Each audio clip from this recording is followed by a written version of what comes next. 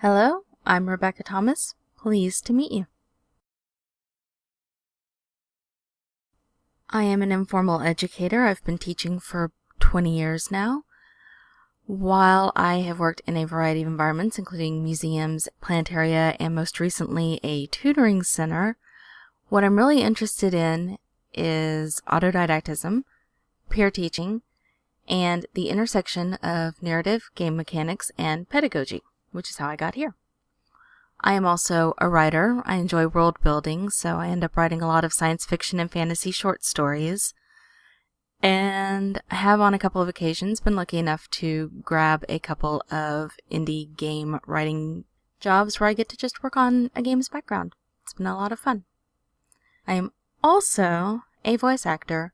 I primarily narrate audiobooks, but I have been moving more into radio dramas and have had the opportunity to do a couple of games, one of which is no longer available, one of which I'm still waiting to come out. I'm very excited about it.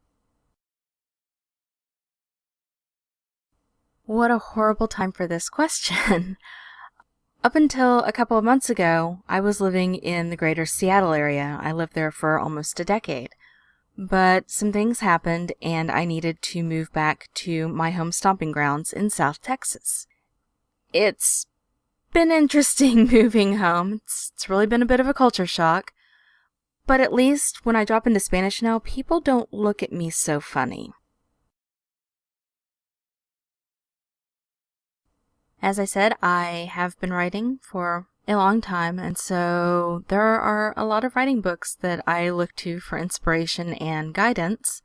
I've included some of them here. We have Raphael Chandler's Game Writing Handbook, The Writer's Little Helper by James Smith, Hamlet on the Holodeck by Janet Horowitz-Murray, Chris Crawford on Interactive Storytelling, and Character Development and Storytelling for Games by Lee Sheldon, which I actually just finished about a week or so ago. If you look down in the description, I've actually included a link to my writing shelf on Goodreads. It'll give you a better idea of the writing books I read to avoid getting my own writing done. As a storyteller, I tend to reach for science fiction and fantasy books, but I also define myself as an amateur cultural anthropologist, so I reach for a lot of fairy tales and folklore as well. Some of my favorite books to be inspired by include Pattern Recognition by William Gibson, and actually that entire trilogy. I love the idea of locative art. The Diamond Age by Neil Stephenson. Mercedes Lackey's Elemental Mages series, which is a lovely retelling of various stories set within Victorian London.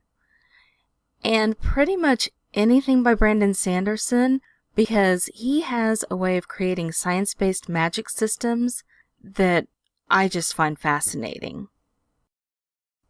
Well, I think that's about it for now. I've gone way over the 1 to 3 things that inspire you, because I get inspired by a lot of things. Hopefully, I will run into you somewhere on the class forum, or maybe you'll listen to this and say, hey, she sounds kind of cool. I think I'd like to work with her or hang out with her or whatever, and that's cool too. See you around. Bye.